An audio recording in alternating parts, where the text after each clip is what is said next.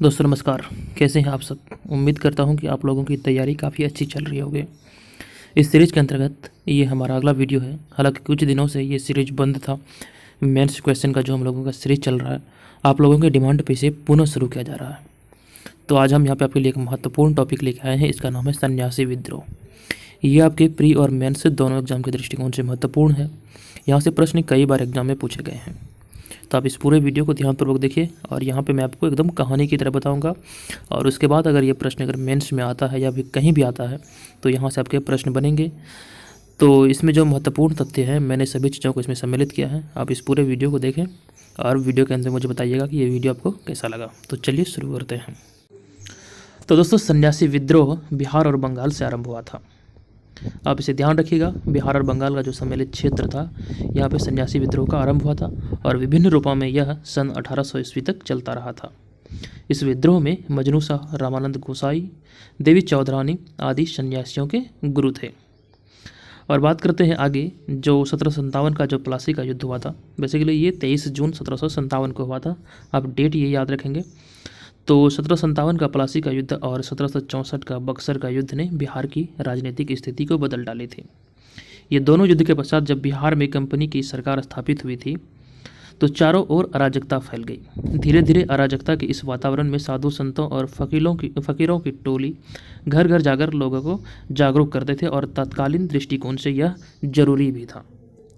देखिए, जब कंपनी की सरकार जब यहाँ पे स्थापित हुई थी बिहार और बंगाल के क्षेत्र में, तो इन्होंने पूरी तरह से इसे मतलब कि एकदम से लूटपाट यहाँ पे खूब हुआ। उसके बाद विभिन्न रूपों से बिहार को खोखला बनाया गया। बंगाल का क्षेत्र को जो कंपनी को मिला था दस्तक, एक शुल्क मुक्त व्यापार का जो प्रमाण पत्र था, उसका एकदम दुरुपयोग काफ़ी बुरी तरह से हो रहा था।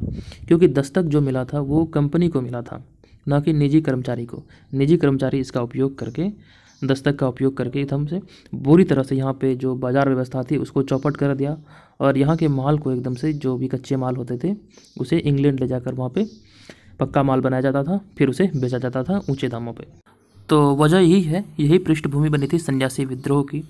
जो अराजकता फैली थी, इसके बावजूद सन्यासी विद्रोह जो धीरे धीरे पनपा था, वो बिहार और बंगाल के क्षेत्र में पहली बार ये पनपा था और यहीं से ये आरंभ हुआ था। तो ये सारे फैक्ट जो हैं आपके प्री और मेंस दोनों एग्जाम के दृष्टिकोण से महत्वपूर्ण है। तो आप इसे अगर नोट बनाना चाहते हैं तो इसका नोट्स भी जरूर बनाइए। चलिए अब आगे बढ़ते हैं और देखते हैं।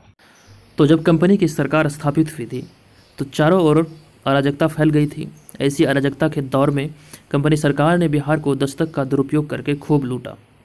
इसलिए साधु संतों और फकीरों की टोली घर घर जाकर लोगों को जागरूक करते थे।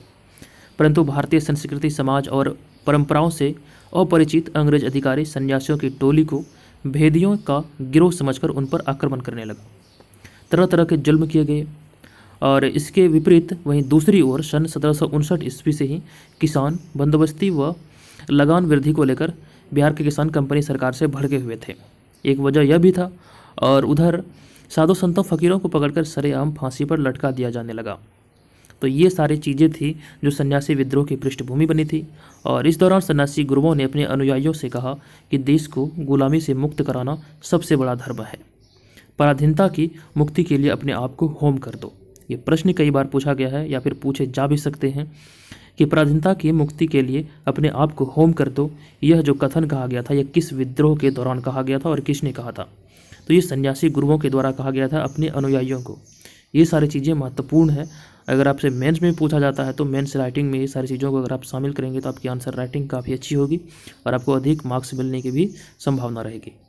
तो दोस्तों, जब सन्यासी गुरुओं ने अपने अनुयायियों से कहा कि देश को गुलामी से मुक्त कराना ही सबसे बड़ा धर्म है और पराधीनता की मुक्ति के लिए अपने आप को होम कर दो, तो इन सब के परिणाम स्वरूप सन्यासी योद्धा वंदे मातरम का उद्घोष करते हुए इस विद्रोह में भाग लिया और ये अंग्रेजों तथा उनके वफादारों के ऊपर हमला करने लगे।